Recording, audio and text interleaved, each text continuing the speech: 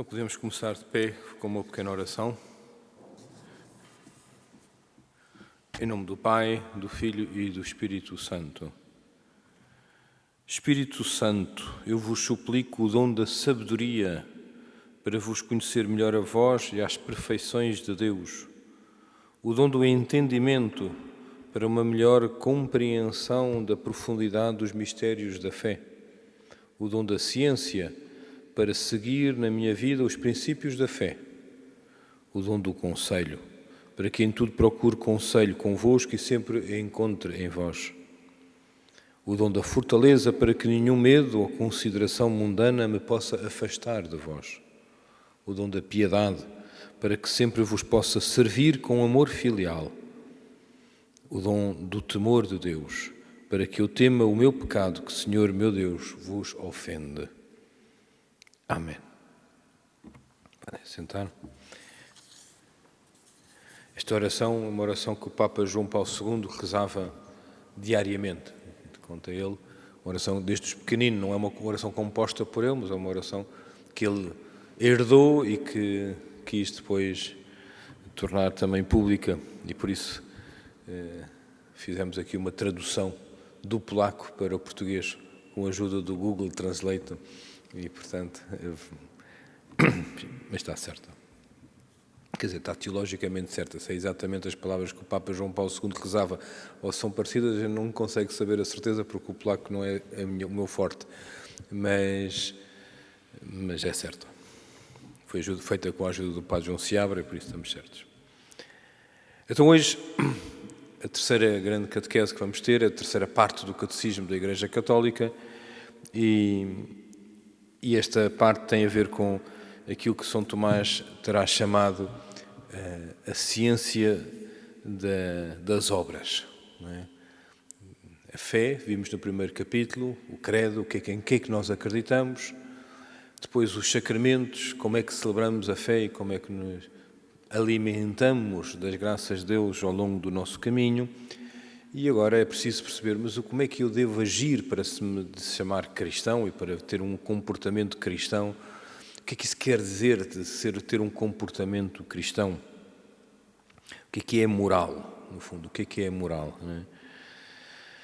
Ora, é preciso relacionar sempre esta questão, o que é que eu devo fazer, o que é moral, com a fé. Porque a fé me ensina quem eu sou, quem é Deus, qual é o plano de Deus para mim.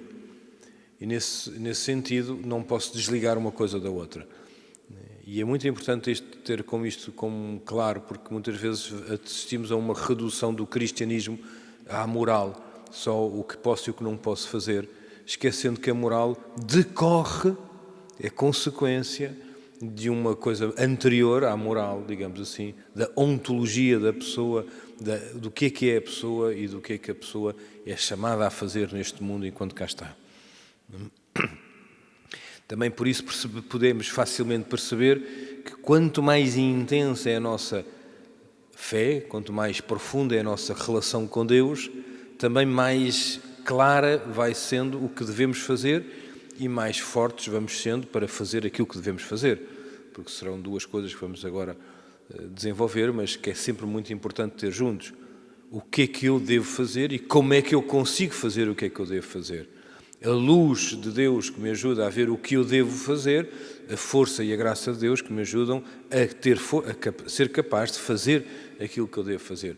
E a moral cristã trata destas duas questões. A moral cristã não é o que Deus diz e depois eu agora tenho que fazer. Quer dizer, a moral cristã é como é que esta relação entre mim e Deus se concretiza na vida, entre o que Deus me ilumina, o que Deus me criou, o que Deus me reforça, o que Deus me ajuda a fazer. Portanto, há toda uma dinâmica, digamos, mais viva do que propriamente só um ensino e depois um que eu devo cumprir. Numa simplificação errada, a meu ver, da moral cristã, poderia alguns pensar, e muitas vezes o mundo secularizado, aquele que não tem fé, pensa isso da moral cristã, reduz a moral cristã a o que é que a Igreja manda fazer e eu agora tenho que fazer para depois ter direito ao prémio que é ir para o céu. Ora, a moral cristã é mais complexa do que isso, porque o ser humano é mais complexo do que isto, no fundo, Deus não me manda fazer coisas para me dar um prémio. Ele próprio é um prémio. Quer dizer, Ele vem ao meu encontro, Ele vem antes de eu merecer. Portanto, Deus vem me salvar. A salvação não é um prémio. Quer dizer, a salvação é o início de uma vida nova. E por isso eu sou capaz de fazer o que Deus me pede, porque Deus me salvou. E por isso antecipou-se ao meu mérito de Deus, propriamente dito. Claro que depois eu tenho que responder para merecer, para tornar meus os méritos de Jesus. Eu tenho que responder e ser fiel àquilo que o Senhor me vai ensinando e àquilo que me vai dando para poder depois concretizar na minha vida esta vida nova. Portanto, eu não estou dispensado, a minha liberdade, antes pelo contrário, está empenhada na vida moral. Mas a vida moral não é simplesmente uma vida abandonada ao homem, o homem por si só. O homem em diálogo com Deus, o homem em colaboração com Deus, a minha liberdade e a graça de Deus. Para as questões da moral é muito bom também, isto já vem desde uma tradição antiga, vem desde o Aristóteles, se quisermos, mas que depois, no fundo, também os cristãos assumem isto como um ponto de partida fundamental, e o próprio Jesus nos ajudará a fazer isso, que é termos em vista o fim da nossa vida. Qual é o objetivo da nossa vida? Não é só o fim no sentido da morte. O que é que eu quero quando eu quero viver? O que é o meu maior desejo? Não é? E, em geral, todos os cristãos ou não cristãos, crentes ou não crentes, chamamos a este fim a felicidade. Queremos ser felizes. Uma coisa relativamente simples de dizer, uma coisa verdadeira sempre, embora nem todos estejamos, como dizia Santo Agostinho, de acordo sobre o que seja a felicidade, todos estamos de acordo que queremos ser felizes. Portanto, a nossa discussão não está tanto em quer ou não quer ser feliz, toda a gente quer ser feliz, mas o que é isso da felicidade? E é bom também nas questões morais termos em vista o fim, não é? O que é que eu quero alcançar? Esta felicidade que o Papa João Paulo II chamava-lhe a realização plena da pessoa humana, que é uma coisa mais profunda do que simplesmente sentir-me bem. Não é? A realização plena da pessoa humana. A pessoa realiza-se plenamente e isso é a sua felicidade. Não é? Ou São Tomás dizia que é a visão de Deus. Santo Agostinho dizia que é a comunhão com Deus, o amor a Deus. Esta experiência de totalização, a minha vida totalizada, a minha vida plena, a minha vida planificada, é de facto a experiência máxima da felicidade. Então, para fazermos bem uma reflexão sobre a moral, temos que fazer 3 coisas, rapidamente.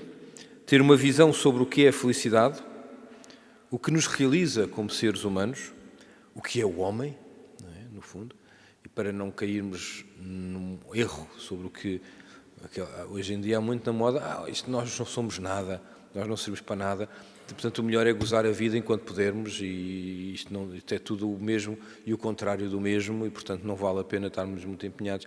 Uma certa nihilismo, como lhe chamam os filósofos, uma sensação de que a vida não tem consistência, que tudo é falso e que tudo é mentira, mas também é indiferente.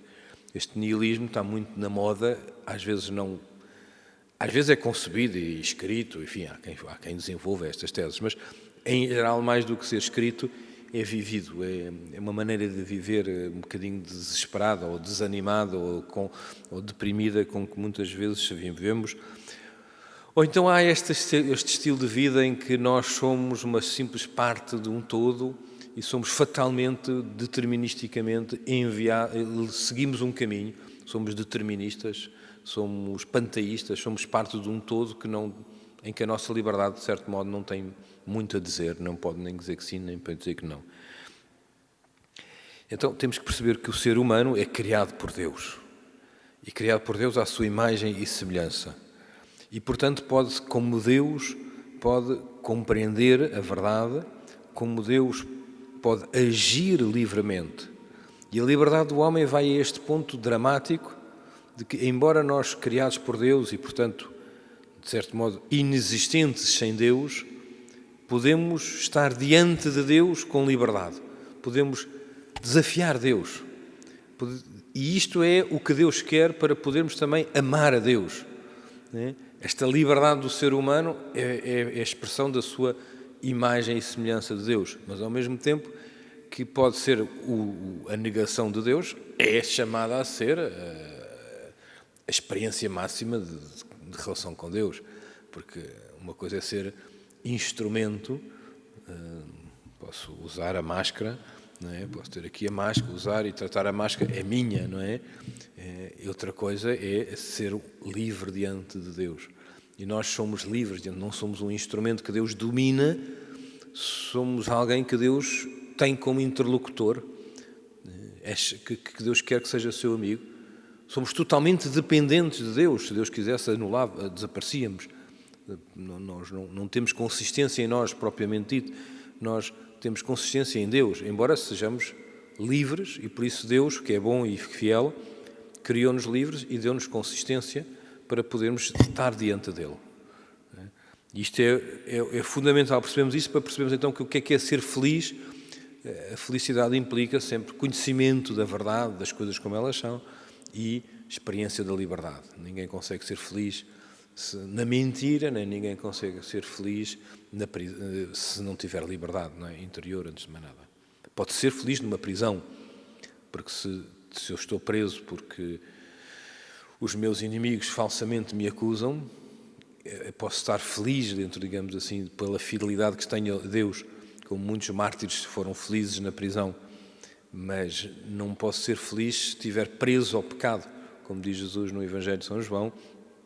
Quer dizer, a verdade vos libertará.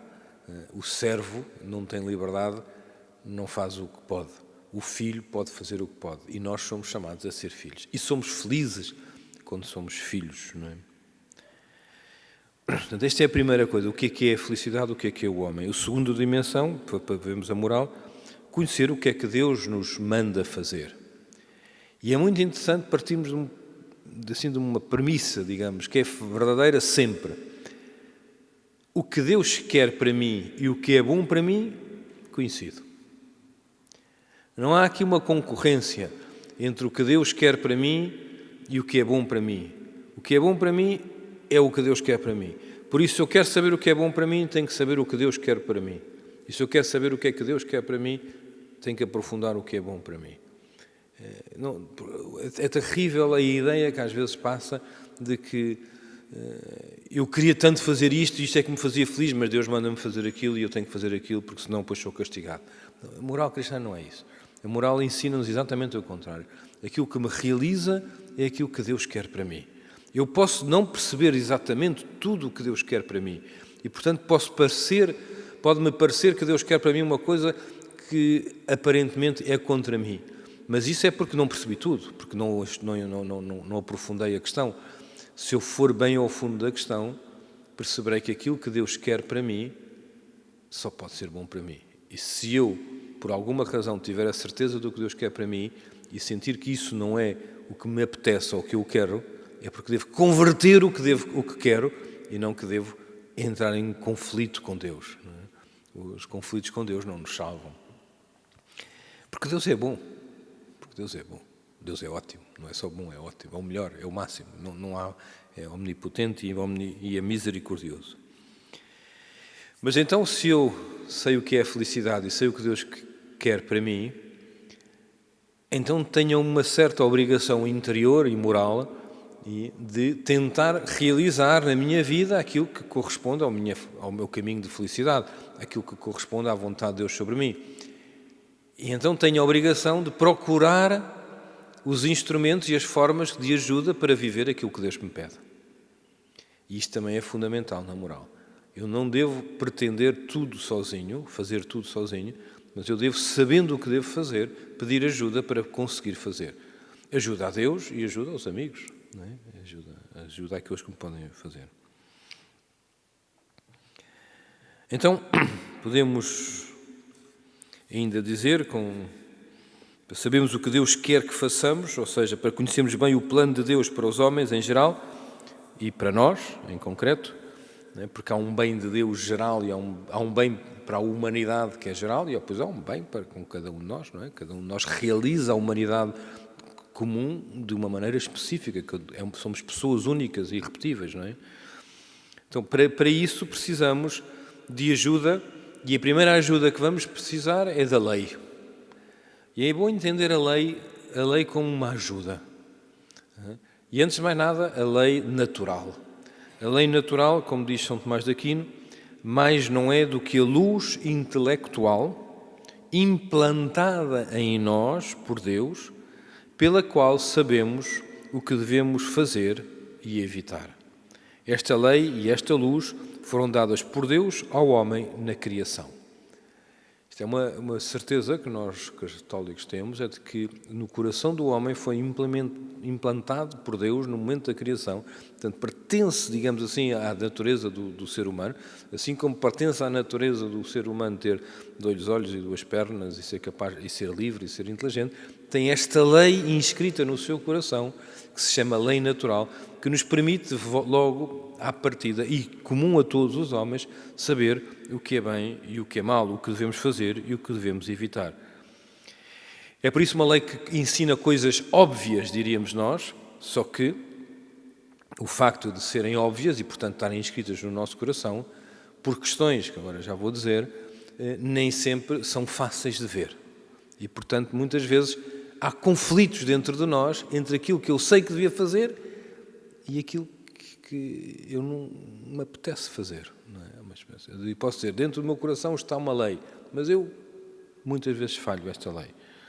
E isto é esta percepção de que o homem está doente. A moral cristã é impossível de ser compreendida se nos esquecermos desta doença a que chamamos pecado original. O ser humano foi criado por Deus, e bem, à sua imagem e semelhança, livre e inteligente, social, capaz de amar os outros, não é? Capaz de imitar Deus no amor, não é? Este assim, osso dos meus ossos e carne da minha carne, terá dito Adão a Eva. Portanto, esta capacidade de amar é intrínseca ao coração do homem. E, no entanto, num primeiro momento, nas origens, o homem pretendeu dispensar a lei de Deus e fazer-se a si mesmo lei. É isto que é o pecado original. Quando Deus diz não comam do fruto da árvore proibida e o homem diz eu quero comer o fruto da árvore proibida. Eu quero conhecer as coisas do bem e do mal por mim, sem pedir ajuda a Deus. Eu quero ser dono da verdade, em vez de seguidor da verdade, em vez de acolhedor da verdade, quero ser dono da verdade. E esta experiência do homem, que é o pecado original, introduziu uma disfunção dentro do coração do homem que alterou e tornou conflitiva a relação com Deus, a relação comigo e a relação com os irmãos. E se formos ler o relato do livro do Gênesis, no primeiro capítulo, no segundo capítulo, melhor, no terceiro capítulo, que é quando fala do pecado original, veremos como este conflito alterou tudo o que era próprio da relação com Deus. E é por isso que o apóstolo São Paulo, portanto, já depois de Cristo, continua a dizer: percebo outra lei nos meus membros que luta contra a lei da minha razão. No fundo ele diz, vejo que quero o que não é bom e não quero o que é bom. Vejo o que devo fazer e faço o que não devo fazer.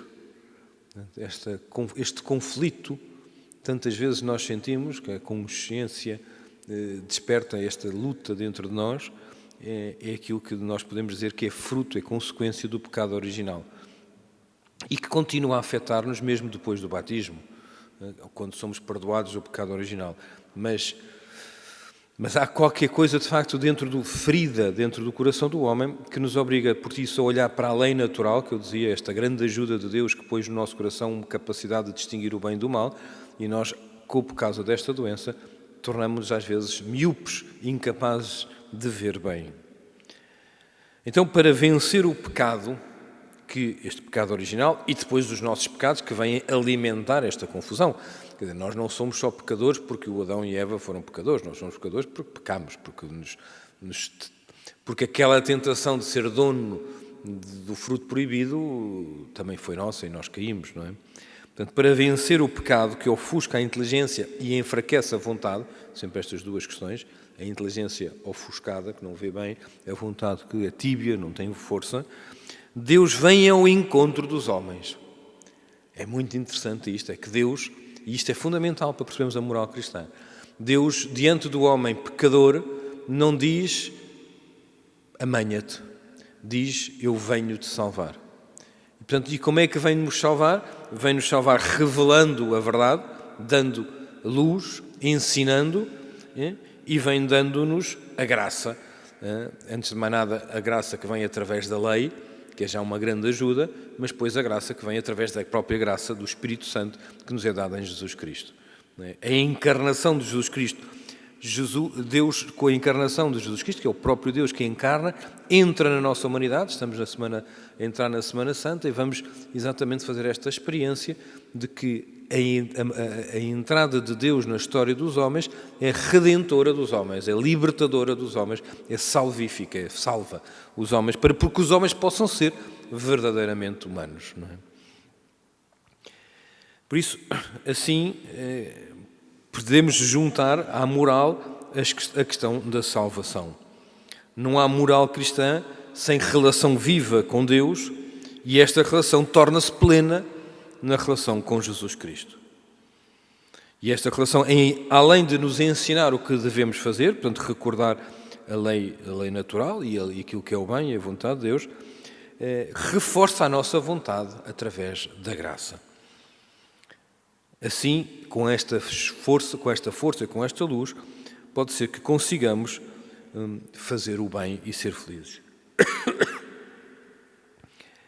E isto faz também nos perceber que nós não precisamos de deixar de ser frágeis para ser felizes, porque a fragilidade agora é apoiada pela força de Deus. A nossa fragilidade, que é nossa, com a graça de Deus, deixa de ser a última palavra. Isto é muito importante porque o principal pecado, raiz de todos os pecados, é o orgulho, é a presunção de que posso, por mim, fazer as coisas todas para ser feliz, esquecendo que preciso da graça de Deus.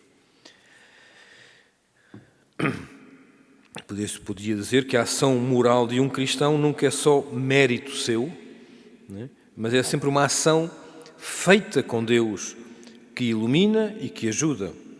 Isto é o próprio da moral cristã. Por isso é que podemos resumir a moral cristã em sequela Christi, seguimento de Jesus Cristo. Ir atrás de Jesus Cristo, deixarmos-nos salvar por Jesus Cristo, acolher as graças de Jesus Cristo, acolher a sua verdade. E, se quiserem, o capítulo 15 do Evangelho de São João, que é a parábola da videira, vós sois os ramos, Jesus é a vide, nós percebemos que para sermos vivos temos que estar enxertados, agarrados e receber a seiva daquela que é a videira a verdadeira, que é Jesus Cristo. A nossa vida torna-se mais viva porque somos vivificados por Jesus Cristo. Não é? Então, dentro disto, podia agora passar um segundo momento em que falaria, então como é que eu sei o que é que devo fazer e o que é que eu não devo fazer? Não é? E o primeiro ponto poderíamos chamar o discernimento. Não é? Hoje está muito na voga, na moda, mas isto é uma coisa mais antiga do que a moda. Isto é uma coisa que faz parte da revelação propriamente dita. São Paulo já diz, avaliai tudo e retendo o que é bom. Não é? Esta é a missão do cristão. Como é que eu sei o que é que eu devo fazer? Devo discernir. E como é que eu discerno? O que é o discernimento antes de agir? Não é? E diria que há assim uns princípios básicos que me formam a consciência. E o primeiro de todos é que eu devo conhecer a lei, eu devo conhecer a vontade de Deus, eu devo formar a minha consciência. E a minha consciência ensina-me não só a saber o que eu devo fazer, como também me ensina as fragilidades que eu tenho. E por isso eu muitas vezes na minha consciência me apercebo da culpa, do erro, daquilo que fiz errado, daquilo que fiz mal. Uma pessoa inconsciente é também uma pessoa menos feliz, não é? Uma pessoa consciente é uma pessoa que apercebe-se do que está a fazer e do que vive e por isso decide de maneira melhor, mais perfeita, mais séria, mas também é mais desafiante. Quer dizer, uma pessoa inconsciente faz o que lhe apetece e não pensa. Não saboreia a vida. Mas a pessoa consciente tem mais combate na vida. O que é que se prefere? Vemos que na nossa sociedade muito consumista parece mais apetitoso dizer sou inconsciente, faço o que me apetece. A consequência é que depois eu faço agora o que me apetece e depois sofro as consequências, porque o que me apetece muitas vezes entra em desarmonia com outros apeteceres de outras pessoas e acabamos por estar todos em conflitos. Pelo contrário, quando fazemos aquilo que convém, aquilo que é de acordo com a vontade de Deus, isto harmoniza-se e encaixa-se com os outros todos e, portanto, a nossa vida torna-se mais feliz, mais fácil, mais realizadora. Portanto, este primeiro aspecto de do bom discernimento é conhecer a vontade de Deus e formar a minha consciência, quer no que devo fazer, quer nas minhas dificuldades e, por isso, também na necessidade de pedir ajuda. Um segundo aspecto deste discernimento, que é preciso para a boa formação da consciência, é saber que há coisas que são más, ponto. Há coisas que não se podem fazer, ponto. São mal não absoluto, quer dizer, são coisas erradas que nunca se podem fazer. Eu nunca posso matar um inocente. Eu nunca posso destruir um bem de outra pessoa só por maldade, quer dizer. Há coisas que são objetivamente sempre mal, não é? Eu não posso usar uma pessoa, a pessoa não é um instrumento, não é uma coisa, não é um meio. Aquilo que nós costumamos dizer com a frase, os fins não justificam os meios, é fundamental na moral cristã. Há coisas que eu não posso fazer mesmo para um fim bom, não é? Há tempos uma senhora dizia que vendia droga porque tinha que alimentar os filhos. A venda da droga não justifica um bem. Alimentar os filhos é uma coisa boa, mas vender droga é uma coisa objetivamente e sempre mal. Não é uma coisa que eu posso ser bem ou mal. Não é? Portanto, esta coisa que é preciso perceber que os fins não justificam os meios, leva-nos a perceber a necessidade de escolher bem os meios para chegar aos fins. Definir os fins, a nossa felicidade, é já um grande desafio, mas depois também definir os meios de lá chegar, o caminho a trilhar para lá chegar. E tudo o que não for objetivamente bem deve ser evitado, não é? É verdade que eu não preciso de fazer tudo bem pelo caminho no sentido ótimo. Há coisas que pode ser melhor ou pior, mas aquilo que é objetivamente mal não posso fazer. Não se pode abortar uma criança para que a mãe continue a estudar, por exemplo. Não é? É um bom fim que uma jovem com 16 anos que está grávida que acaba os estudos. Mas não se pode, porque é sempre objetivamente mal, abortar quando ela fica grávida. Deve-se fazer tudo o possível para ajudar, para encontrar, para que ela possa estudar, mas não matar. Não é? Portanto, este também é um princípio fundamental. Pois há um outro princípio fundamental que o próprio Jesus recorda e que é chamada a regra de ouro da moral, também noutras morais que não são as cristãs, que é não faças ao outro o que não queres que te façam a ti. Não é? Que de certo modo podemos dizer ama o próximo como a ti mesmo. Não é? Aquilo que tu achas que é bem para ti, bem ótimo, bem fim, o fim da tua vida, seja também aquilo que tu queres para o próximo. Não é? Eu não posso tratar o outro como uma coisa, um instrumento para eu ter um bem. Não é? A pessoa do outro nunca é um instrumento, é um fim. As pessoas são sempre mais do que coisas. Não é? E, portanto, é fundamental entender isto. Porque, além de mais, se amar é querer o bem do outro, então o bem que eu quero para o outro não pode ser interpretado como um mal para mim. Agora, é claro que cada pessoa tem os seus bens, não é? Quer dizer, eu não posso desejar para um homem casado a mesma experiência de um homem solteiro. Portanto, o bem que eu quero para o homem casado, que seja fiel à sua mulher, é diferente do bem que eu quero ao homem solteiro, que seja fiel ao seu celibato. Mas ambos implicam querer o bem deles, não é? E por isso esta é fundamental. Eu amo o outro como a mim mesmo, não quero para o outro o que não quer para mim, porque eu não quero para o outro uma coisa que seja mal, porque eu também não quero para mim uma coisa que seja má. Uma outra grande e importante regra, digamos, do discernimento é que nós precisamos de combater. Então é uma coisa que às vezes está esquecida, mas na vida há muitos combates. É preciso struggling, como dizem os ingleses, quer dizer, dentro de nós há muitas vezes um combate, apetece-me ou não apetece, faço ou não faço, quero ou não quero. Às vezes é por fora, a tentação, a sedução, faz isto e tal. E se fizeres isto ficas muito contente e tal. É assim umas sibilinos, não é? Como o Shogun no Senhor dos Anéis. Quer dizer, esta tentação às vezes é sibilina e no mundo de hoje, que é muito de propaganda, é muito fácil e está muito presente nos filmes, nas imagens, no estilo de vida, mas por isso é preciso combater, quer o interior, quer o exterior da nossa vida. A nossa moral cristã faz-se diante de Deus, não é? Portanto, respondo a Deus e por isso tenho que combater para poder estar bem com Jesus Cristo. Costumo dizer à malta mais nova, quando me perguntam, mas o que é que eu posso fazer e o que é que eu não posso fazer? Enfim, o princípio básico é este. Tudo o que tu, quando fazes, achas que de Jesus tem que sair do quarto para te não ver, não faças. Quer dizer, tudo o que tu não podes mostrar a Jesus, não mostres, não faças. Não é? Ora, isso implica o combate para eu poder estar na verdade. Não é?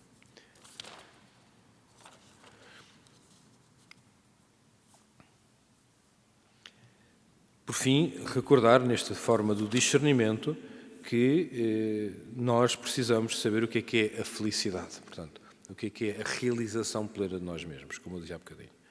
Mas isto é a primeira parte de um bom discernimento, ter uma consciência bem formada. E uma consciência bem formada vai-se formando, não está formada no princípio, porque os desafios da vida vão exigindo novas reflexões e novos discernimentos. Consciência bem formada. Nós somos, às vezes, muito pecadores porque não formamos a consciência. Eu nem fiz nada contra a minha consciência, mas a minha consciência é mal formada. E não a formei porque não a quis formar, ou porque recusei a formação, ou porque não parei para pensar. Qual é o grau de culpa? Só Deus sabe, mas, de facto, uma boa consciência é uma grande alegria termos, não é?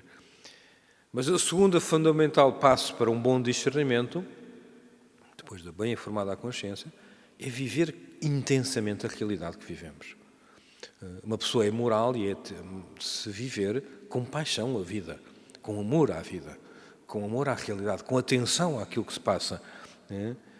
Sem preconceitos, sem ideologias ou sonhos. A vida é como é, não é como nós gostaríamos que fosse.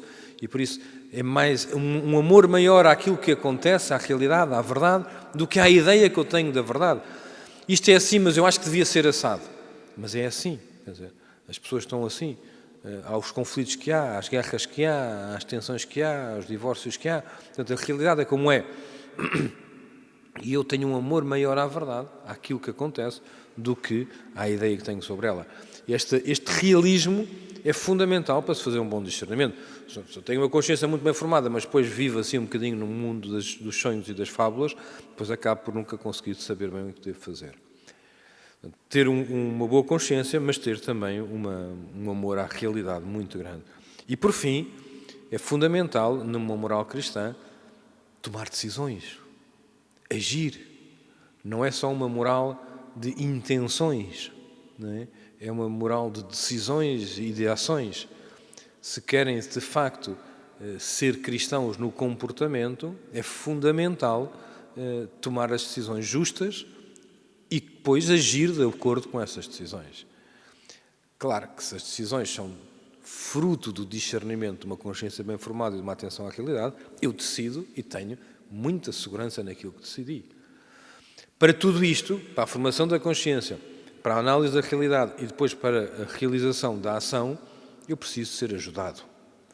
Isto é outra coisa fundamental. Nós precisamos de ajuda. Ajuda, antes de mais nada, de Deus, com certeza, mas também ajuda dos amigos que formam a minha consciência, dos meus pais que formam a minha consciência, das pessoas mais velhas que formam a consciência, dos meus amigos mais santos que formam a minha consciência, das pessoas que sofrem e que me ajudam a perceber o que é bem e o que é mal, tudo aquilo que me ajuda a formar a consciência, das pessoas que me dizem, atenção Duarte, não faças assim, faz assado, atenção que isso não é bem, atenção... As pessoas que me ajudam a formar a consciência, as pessoas que me ajudam a ver a realidade, olha que isto é assim, olha, atenção àquilo, olha este aspecto, não estás a ver bem, vê melhor. E também as pessoas que me ajudam a agir, a decidir. Vá, força, não tenhas medo, coragem. Eu ajudo, eu sou contigo, tu precisas dar este passo, eu não vais estar sozinho. E isto que nós pedimos de ajuda, podemos também sentir como dever de ajudar. Portanto, há esta dupla dimensão. Mas uma moral cristã não é a moral de um indivíduo solitário, não é? É responsabilidade pessoal, com certeza. Cada um de nós tem a responsabilidade e não posso ser... Eu fiz isto porque os outros me forçaram. Se me forçaram de tal maneira que eu não fui livre, com certeza que não tenho culpa. Mas essas ações erradas que eu fiz, sou livre, mesmo que os outros me tenham seduzido, a culpa é minha. Mas, quer na culpa, quer na ajuda, eu não vivo sozinho. E por isso posso dizer os outros me pressionaram a fazer mal ou os outros me ajudaram a fazer bem. E eu também posso dizer que eu fui para os outros ajuda de fazer o bem ou pressão para fazer o mal. Portanto, e assim entramos, de facto, na ação cristã, digamos assim, uma consciência bem formada, que precisa da graça, precisa da lei da liberdade, precisa da luz de Deus, precisa do ensinamento de Deus, precisa da consciência formada, precisa da consciência da realidade. É uma pedagogia, podemos dizer assim. Deus é pedagogo, é educador, vai-nos educando. De facto, a gente vira toda a história da salvação, desde a lei natural que foi posta no nosso coração, depois veio o pecado, depois veio a aliança com Abraão, depois veio os 10 mandamentos, depois vieram as lutas interiores e exteriores pela fidelidade a Deus, depois veio Jesus Cristo e depois vem a doutrina da Igreja que permanece, que ajuda a permanecer a presença de Jesus na nossa história. Bom, há aqui uma pedagogia e eu estou dentro desta pedagogia, portanto eu aprendo estas coisas porque sou introduzido nesta escola e todos nós somos assim. Ora, o que é interessante é que na pedagogia de Deus, a certa altura, nós deparamos-nos com aquilo que vamos agora celebrar nesta Semana Santa, que é a cruz de Cristo. Uma moral cristã requer sempre esta cruz. Se queres ser feliz, queres ganhar a vida, dá a tua vida. Se queres realizar plenamente a tua vida, vai vendo tudo e depois vem e segue-me, disse Jesus ao jovem rico. Então, há uma plenitude de vida que se alcança com a cruz, com o dar da vida, com o dom de si mesmo. O homem é aquele ser que se realiza plenamente no dom sincero de si. Uma frase do Concílio Vaticano II que o Papa João Paulo II citava muitas vezes e que, de facto, é a tradução do Evangelho para os nossos tempos de maneira muito clara. Se tu queres ser verdadeiramente feliz, pega na cruz e entendemos a cruz não só como os sofrimentos, mas como o dom de mim mesmo. Jesus na cruz não se limita a ser um homem que sofre. É um homem que sofre porque se dá. O que é o específico da cruz é o dom de si mesmo, o dom de Jesus a todos nós. Portanto, se queremos realizar na nossa vida a moral cristã, no fim de tudo temos que pegar na cruz, porque é também dessa cruz que virá a vida nova, a ressurreição.